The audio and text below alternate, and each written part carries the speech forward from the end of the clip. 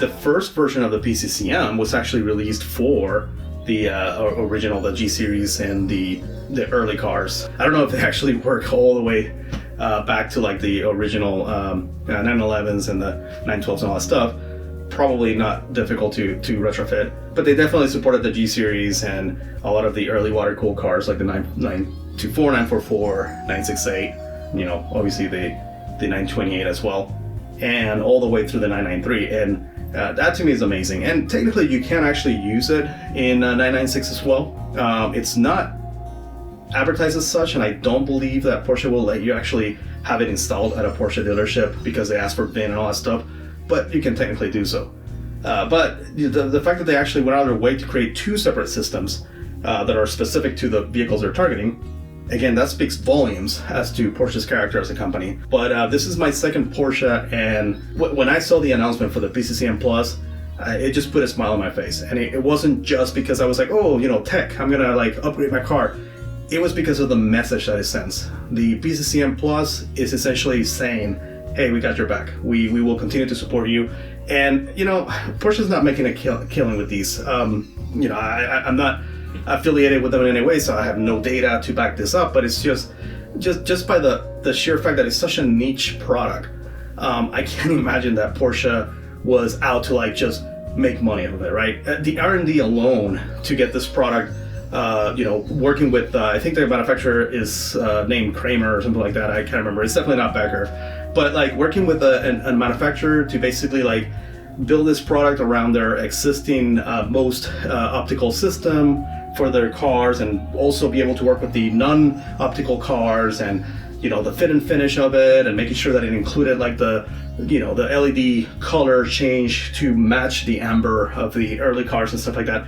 All of that, I mean, it takes time and money, and they have to have like specific teams within Porsche working with the manufacturer to get this to work properly, and then work on the artwork and the packaging. I mean, they didn't just put this in a white box. They spend time thinking about how this would actually be presented to the target audience, and that's no small feat. And for a company to actually do that, they have to care, right? This isn't just about, you know, money at this point in time. It's about acknowledging their customer base and acknowledging those people that actually feel very passionate about Porsches. So my hat's off to Porsche for doing this. Even though obviously it wasn't free, I am very grateful that they actually provided such a product. As far as this specific kit goes, basically the main thing you'll be getting, of course, is going to be the PCCM Plus.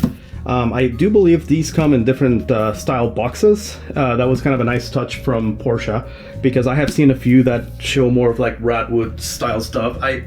Frankly, I was kind of hoping I would get one of those. Those are really cool boxes. But this one has the words "Born to be Loud" at the front, and looks kind of like an almost like neon lighting, Vegas style, something like that. And it does have some artwork. I already opened this, so the shrink wrap is a little wrinkled up, but it does have an outline of the actual PCCM Plus right there. So that's kind of a nice touch. And then the back of it has some information about the actual product itself. Pretty basic box with the exception of the cool art. You know, everything else is just stuff that you would see if it was sitting at a retailer, which is kind of ironic because these are mostly sold either through dealerships directly or via sites such as Suncoast and such. So you probably won't be seeing these sitting at a retailer unless the actual dealership has them out on their parts department display sections and all that. So this is the basic kit right here. It comes with the pretty much everything you need to electronically interface this with your vehicle. So technically you can get this and install it, and in some scenarios that's enough, but I will touch on some of the extra stuff that either I acquired for my own preferences, or things that might be required depending on your specific current installation. So right here you'll see this is the SD card for the navigation. So this will enable the navigation unit on this, and essentially if you do not acquire this, then you'll essentially have to use your maps from Google or from your iPhone which is probably preferred when you're in town. But if you're going on a long road trip or anything like that, and you want to make sure that you have mapping data even when you're out of range, then this is the way to go. You do have to pay a little bit extra. I believe I paid an extra $135, and that may not be worth to everybody. It's worth it to me. I was doing the purchase all at once, and I kind of just budgeted for it. So that is the part number for this specific one. I'm guessing by now you can probably find something a little bit newer, and the reason for that is because I think when I checked this one is from September of 2020 or thereabouts, and so the mapping data is probably a little older than that. I would guess it's probably from like 2019 or something like that. So if you acquire this, the part number might be a little bit different, but just make sure you get the very latest. And then going quickly through some of the stuff that's sitting here, I'm going to go in order of kind of like the integration out. So basically from the basic kit to like its own option to what you will need for your car, and then some of the extras. So here, if you notice, this is one of the storage cubbies. So my vehicle was originally a CD changer, better, I think it's a CDR 23 unit, so it didn't have the PCCM 2 system that came in the 996.2s, and for that reason I had to do the relocation of the HVAC system and all that. When I did that, I didn't actually get a replacement cubby for it, because you have to install the HVAC system below. It took the place of the existing cubby that came in those cars with that configuration. In order for you to get a cubby above it, you either have to source a third-party bezel, which is probably the cheapest route. A lot of times when you buy the double DIN unit kits, they actually come with that, so you can actually relocate everything in a proper way. Or the OEM option is to actually get the cubby that goes in place of the CD. There's actually kind of an insert in there in those cars that has the 4 CD slots, so you can actually store CDs in there. That's for your in-dash CD player, and not obviously for the CD changer.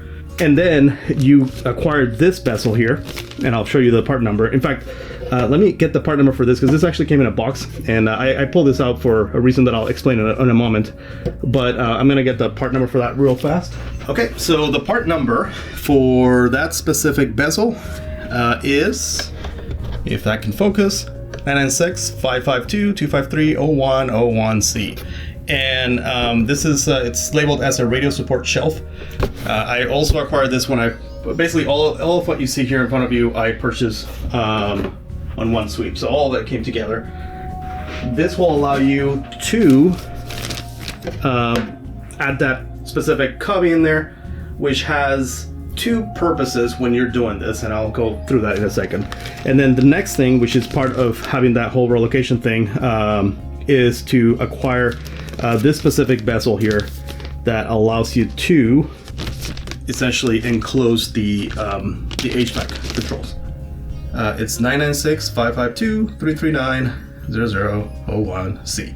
The reason for that is because the existing bezel that encloses the HVAC unit, as well as that CD multi-slot CD holder, it's one big bezel. So when you remove it, obviously you will need something. This has its own built-in bezel.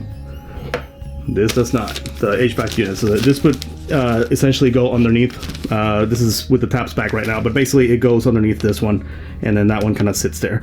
So you will have more of that integrated look, and that's actually how it came from the factory if you had the factory PCCM system already. And then finally, the other thing is, and this is very optional, in fact I don't know how much use I'm going to make of it, only because I have had some mixed experiences with these types of holders in the past. I'll explain that in a second. But this is the Renline magnetic mount for the 996s and 986 as well, so it works both on the Boxster and the 996s. But basically what this is this little bracket here, and this bracket will allow you to add this kind of this ball mount attachment, and then in turn the specific holder, you can put this plate on the back of your phone, and then basically just use a magnetic holder that's attached to the side of your center console. So if you know how the center console is kind of like tapered, so on the right side it kind of goes down in curves like this. This kind of goes somewhere like in the middle of the curve, in between the leather, or if you don't have the full leather option, it'll be vinyl. But basically that leatherette panel that's right there, you basically pop that out, and then you install this on a screw mount point on there, and then you put the panel back, and the entire thing just kind of it's held by that specific screw. So it's a little bit more sturdy. The reason why I don't necessarily think I'll be using this too much, but it's there just in case, it's because I have had issues with the compass on prior phones when using magnetic mounts, and it completely makes the GPS go haywire, because the GPS is doing both acquiring signal as well as trying to verify like what direction you're basically pointed to or moving towards. And if the compass is not working properly on the phone, it will throw off the GPS data. I think for the most part what I will be doing is placing my phone in here. Now I have a fairly large phone. It's a Galaxy Note 20 Ultra, which is pretty huge. It will fit in there, however it will stick out quite a bit, and I need to test to see how that's going to play out with the shifter and all that. I have a manual car. If it was an automatic, I think it would be a little bit easier, but it's possible that when shifting into fifth, that might be a problem. So I'll try to figure it out. Now, this kit comes with a media hub, or I don't know if you can call it a media hub. It's a USB and auxiliary input hub. But I guess if you plug in a USB flash drive, then you are interfacing media in there. The default location for it, that is instructed by Porsche themselves, is inside this guy, either centered or offset. It comes with double-sided tape, and you basically just kind of tape it up. And you do have to open up holes in the back of this in order to run the cabling. And that's the reason why I was removing this, because I wanted to sort of inspect and see which is the best route to do that. So once I get into here again, I'm gonna pull that out, and then it'll help me decide how to do this the proper way. When it comes to stuff like this, and this isn't exactly cheap. I can't remember how much I paid, but definitely a lot more than a piece of plastic and a piece of rubber are worth. But then again, it's the Porsche tax. I don't like cutting through stuff like this, so I really had hope that this already had some sort of factory hole back here for whatever reason. But the fact that this rubber pad inside, which makes it so it's a little bit quieter and stuff like that, especially if you have the phone in there. The fact that this actually covers the back as well makes me a little nervous, because I'm gonna have to not only poke a hole somewhere in here, which is easy, it's plastic, but also here, and I want to make sure that I get it properly so this doesn't collapse. You can't really see that once it's inside this cubby, but it's just for peace of mind, I guess. I do come to you from the future. So I spoke about how I was a little nervous when it came to, this is the unit that will go above the HVAC controls on the bottom portion of the center console. This is a Porsche part. It comes with this insert inside. This has to be modified in order to get all the cabling out for the PCCM Plus hub if you want to put it here. Now, my concern was that you not only have to modify this, but you also have to modify this, right? Obviously, you can't just poke a hole there and expect it to go through if you have this insert in there.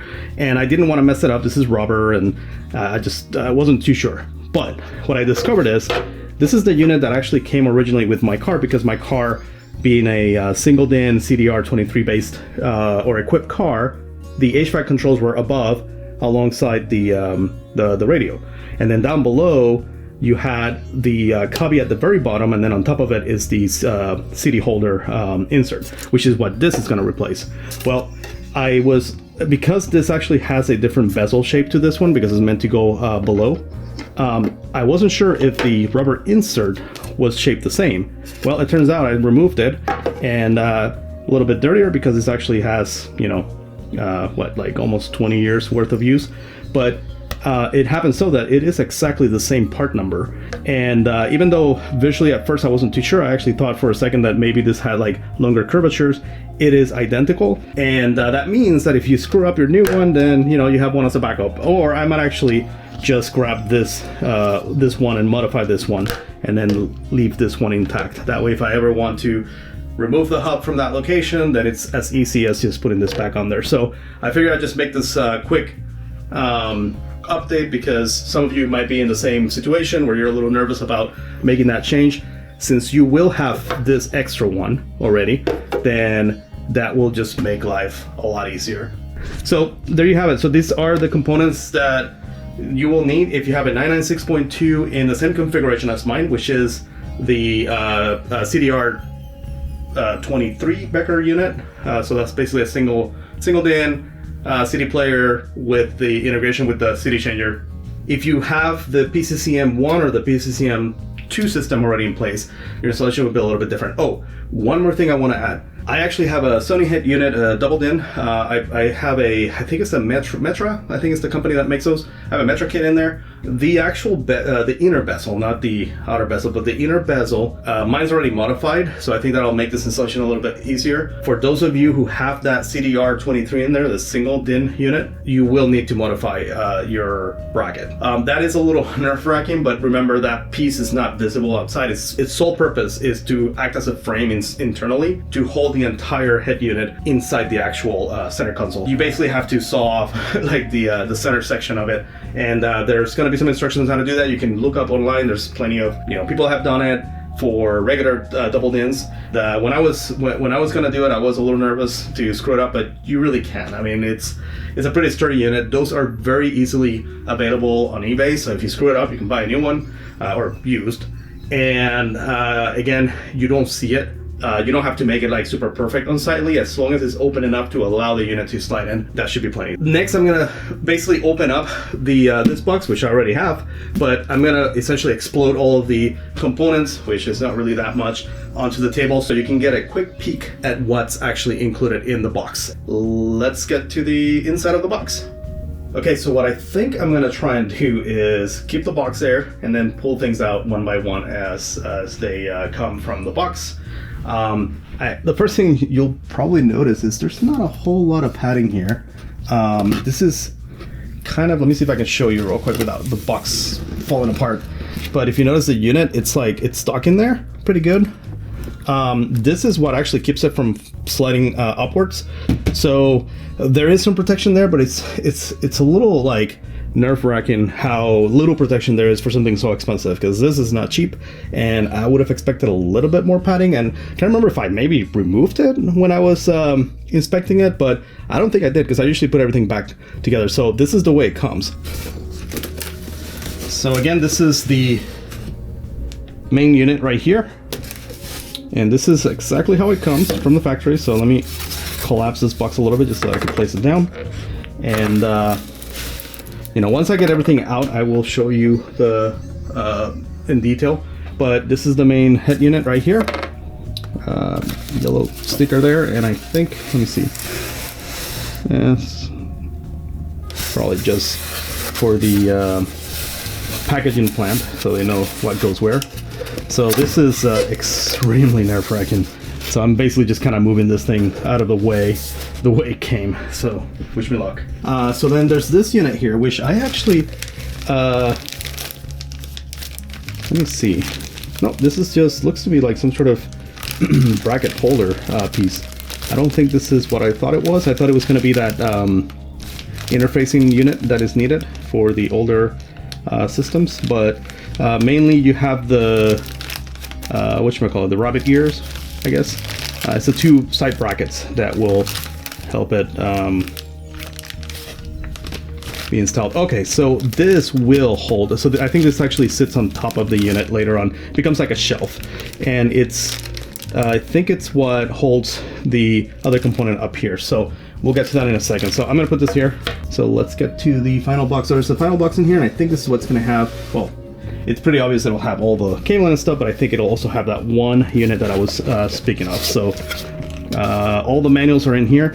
One thing that I absolutely love about this is that the manuals are in the same format as the original factory manuals. And what that does is that you can actually add them to your manuals binder. And if you ever sell the vehicle in the future, I mean, it's almost as if the unit came with the car originally. So that's pretty cool. I love that Porsche put a lot of thought into this unit. It is a little expensive, I'll admit, but I actually truly believe that this adds value to the car. Here's some cabling. So this is for the optical stuff. I think this is to close up the loop for the CD changer, because CD changer, the factory CD changer will not work with this unit. It's basically just not CD changer aware. I haven't read through the instructions yet, so I'm not sure if that's 100% accurate, but just a hunch. And then this is the unit that I was speaking of, that goes in the cubby. So this is the media hub, or whatever you want to call it. So there's all the cabling for it and stuff. And this is the cord that has to go through. You have to basically make a provision to go through the back of that plastic cubby. So I'll be doing that a little bit later, and I'll probably try and take footage of that just in case, so that you can either learn from my successes or mistakes. So here's the GPS antenna right here. That's pretty self-explanatory. Clearly that won't work if you don't have that SD card. Additional cables in here. So this one here that I'm touching is the antenna adapter. So this will plug into your existing antenna cable, and then the white piece over here is the one that plugs into the back of your stereo.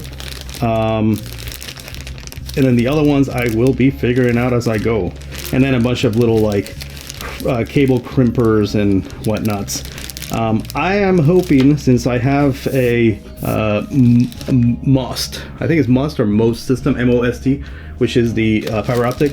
I'm hoping that I don't really have to deal with a lot of these things, but you never know. So I will be, when I do the installation, I will find out, and I'll chronicle my install as well, so that again you can learn from my successes or my failures and avoid the latter. This is the part that probably makes a lot of people go out and spend the, $600-700 worth of installation cost at a Porsche dealership. But I guarantee that if you just spend a little bit of time researching, you can get this stuff done fairly easy. It's not rocket science. It can be daunting, but it's not rocket science. And then there's two little boxes here. They're about the same size. This one's heavier, so we'll leave that for last. And let's see what we got here.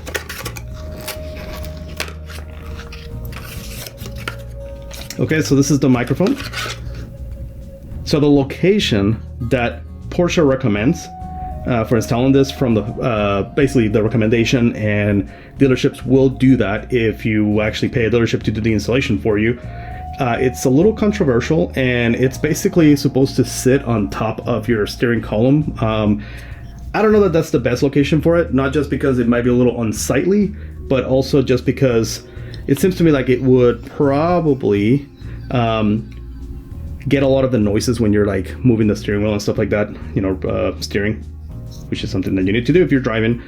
What a lot of people have been recommending is to basically just crack this open, and it actually has screw holes on there, so I don't think it's that difficult. I don't think it's like glued or anything, but basically you just unscrew this, ignore the fact that it has a double-sided tape for the enclosure, and then just remove the innards of the microphone. And then you use the factory location, which at least in North American cars, it's on the left side of your instrument cluster. There's a little grate. It's kind of circular, and then it has like little holes on it. If you did not have the phone option from the factory, that's going to be empty. If you did, it'll have an existing mic. I don't know if it has the same connector or not, because my car doesn't have it. But I would imagine that if it did have the exact same connector, then you don't even have to do this part. You basically just unplug the original one and plug it in. So if you do have a similar configuration to mine, where it doesn't actually have the phone accessory stuff built in, then all you do is basically just run this cord through there. Like basically you remove the innards from this, you put it inside that little bezel grate thing, and then run the cord through the instrument cluster. It does require that you remove the instrument cluster to do it properly. I'm a little nervous to do mine because I have a 40th anniversary 911, and the entire instrument cluster, like the top of it, is real leather, and I'm a little nervous. I'm notorious for scraping and scratching things. Even when I'm trying to take the biggest precautions, I always find a way to scratch things. So wish me luck on that in particular, but I'm gonna do it the right way, because I want it to be in that location. I think that for it to be a fully integrated solution, it should be in that location, and so I agree with people that choose not to put it on the steering column. The last little box here, there's nothing else in there other than the manuals. It's the heavy one, and I think this is the module I was speaking of. Now, I don't know if this is necessary for systems that already have the MOST, because I think this translates the radio or something, from analog to digital. So I think this is only needed if you don't have the optical system. So it will basically just do all those translations for you. But I will find out, and I will obviously let you know if that's the case or not. I have seen the majority of the install videos that I've seen for this system have been on 996.1 cars with the older system, the analog. So it is entirely possible, and I always see them use this. So it is entirely possible I don't need it, but you never know. So once I go through all the instructions and actually start doing the installation, you will find out probably at the same time as me. Well, maybe a little bit later, because obviously the video won't be live. And then finally, we've got the stack of manuals. And I'm gonna remove the box. So here's the stack. It comes with 4 different pieces of documentation. So this one here is a quick start guide. So probably not a whole lot to it. Just the basics. I mean, it's literally a pamphlet that doesn't even have multiple pages. It's just this. So double-sided, but that's about it. Really high quality though. This is like properly waxed and all that stuff. So it's not just like a piece of paper. So there's that one. I'll put it down like this so that I can put everything in order the way it came. This one here is for the Sirius XM radio operation. I am not gonna be using this at all. And then so we've got the navigation manual. This one will only be relevant if you pay the extra for the SD card. If you don't, then you can completely ignore this and just use your standard Google Maps or the iPhone mapping stuff, iOS Maps, whatever it's called. But I do like that the navigation system does use like 3D buildings and things like that, a little bit more modern. I mean, they're definitely not on par with like Google Maps, but it's there, and it'll be nice for road trips and stuff. And then finally, this is the big thick operating manual. So this one has like all the nitty-gritty on how to use everything, the actual radio, equalizer, that kind of stuff. I think this is the one that's going to have the installation. I'm not sure. I have a feeling that Porsche doesn't actually include installation instructions with the unit. So there you have it. So that's basically it in a nutshell. Obviously all the supporting items to get the installation going. If you have installed a double DIN head unit on your system or upgraded your system in any way, you're probably fairly familiar with the installation process for this, so shouldn't be that big of a deal. Anyways, I hope this was useful in any way, at least to give you an idea of what it is that this entails. Hope you enjoyed. Thanks for watching.